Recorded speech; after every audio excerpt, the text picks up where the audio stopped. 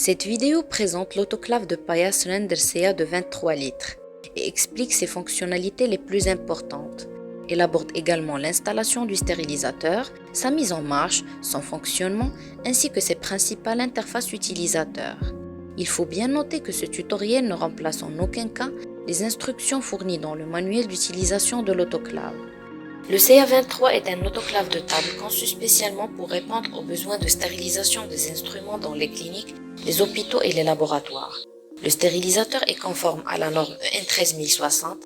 Il garantit la stérilisation des différents types de charges normalisées, à savoir les solides avec ou sans emballage, les matériaux poreux avec ou sans emballage et les ustensiles avec des cavités et des creux. Le stérilisateur CA23 est de classe B. Il dispose d'une pompe à vide permettant la génération de 3 prévides fractionnés afin d'extraire totalement les poches d'air pour une pénétration parfaite de la vapeur à l'intérieur de la charge à stériliser. Ce système de vide est également utilisé pour un bon séchage à la fin de cycle, permettant de stocker le matériel stérilisé dans de parfaites conditions. Installez l'autoclave dans un endroit aéré, laissant un espace minimum de 10 cm de tous les côtés et de 50 cm en haut, sur une surface stable et non inclinée.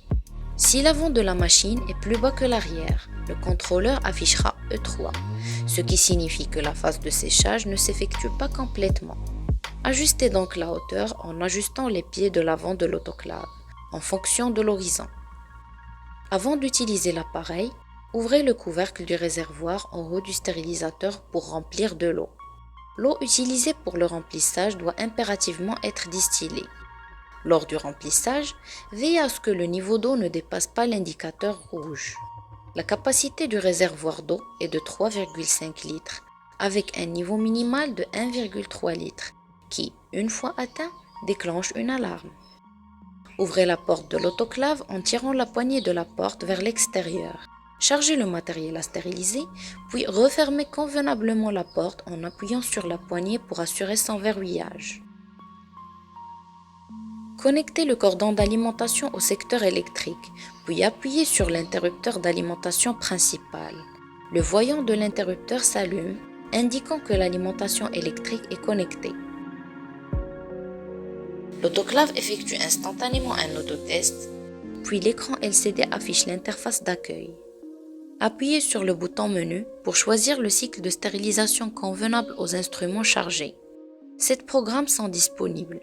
Les cycles emballés, à savoir le cycle universel de classe B, à une température de 134 degrés Celsius pendant 4 minutes, et le cycle priant de classe B à une température de 134 degrés Celsius pendant 18 minutes, le cycle non emballé à 134 degrés Celsius pendant 4 minutes, avec un seul vide initial contre 3 pulsations vide-vapeur pour les cycles de classe B. Il y a également le cycle caoutchouc à 121 degrés Celsius pendant 16 minutes, le test Bouygues pour la vérification de la pénétration de vapeur à l'intérieur de la charge à stériliser. Il est recommandé d'effectuer à chaque début de journée pour s'assurer du bon fonctionnement de l'autoclave avant de l'utiliser pour la stérilisation. Le test de vide pour vérifier l'étanchéité de l'appareil et le cycle de nettoyage du générateur de vapeur qui est rappelé à l'opérateur par un message après 100 cycles exécutés. Naviguez entre les cycles à l'aide des boutons de navigation, puis confirmez votre choix en appuyant sur le bouton OK. L'écran affiche les paramètres du cycle sélectionné. Dans cette interface, les boutons de navigation permettent la modification de la configuration du cycle choisi. Appuyez sur le bouton Dry pour régler le temps de séchage du cycle, 10 minutes, 5 minutes ou 1 minute.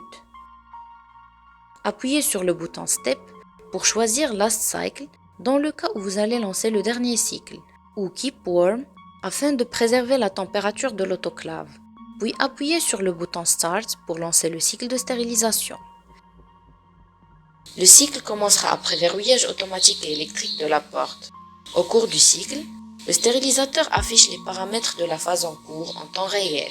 Pour les cycles de classe B, l'autoclave commence par la phase de préchauffage où la double enveloppe est chauffée électriquement pour préchauffer les parois internes de la cuve de stérilisation. Ensuite, la phase de conditionnement par 3 impulsions de vide-vapeur. Cette étape a pour objectif d'éliminer les poches d'air et préchauffer la charge à stériliser.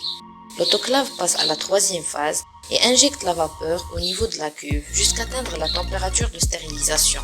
C'est la phase de chauffage. Puis la phase de stérilisation, au cours de laquelle l'autoclave maintient cette température pendant la durée du plateau de stérilisation.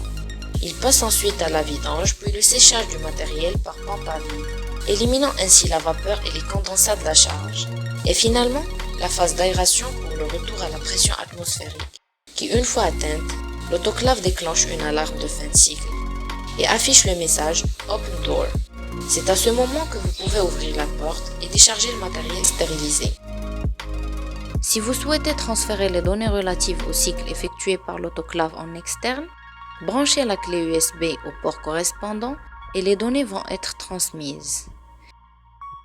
Si l'imprimante est activée, l'autoclave délivre un imprimé à la fin de chaque cycle détaillant les paramètres des différentes phases du cycle. Appuyer une fraction de seconde sur le bouton menu permet d'accéder à une interface de configuration. Choisissez Date Setup pour régler la date.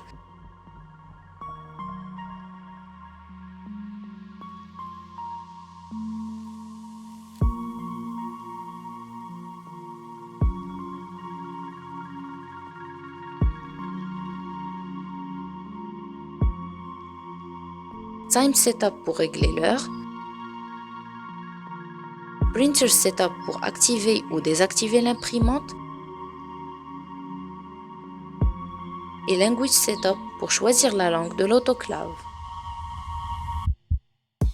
Une fois le réservoir d'eau usée est plein, vous devez procéder à son évacuation pour éviter tout débordement d'eau usée. Retirez le bouchon de la sortie d'eau usée et placez le tuyau d'évacuation en mettant son extrémité dans un évier de drainage. Desserrez ensuite la vanne de vidange dans le sens inverse des aiguilles d'une montre pour vider l'eau de la machine. À la fin de la vidange, resserrez la vanne pour la fermer. Retirez le tuyau et remettez le bouchon à sa place. Si vous voulez évacuer l'eau du réservoir, pour déplacer l'autoclave ou pour nettoyer le réservoir, procédez comme précédemment en reliant le tuyau à l'autre sortie correspondante. Nous espérons que cette vidéo vous aura permis d'avoir un aperçu sur le fonctionnement de l'autoclave de table Rendercea 23 litres. Pour plus d'informations, veuillez lire soigneusement le manuel de la machine. N'hésitez pas à nous contacter directement.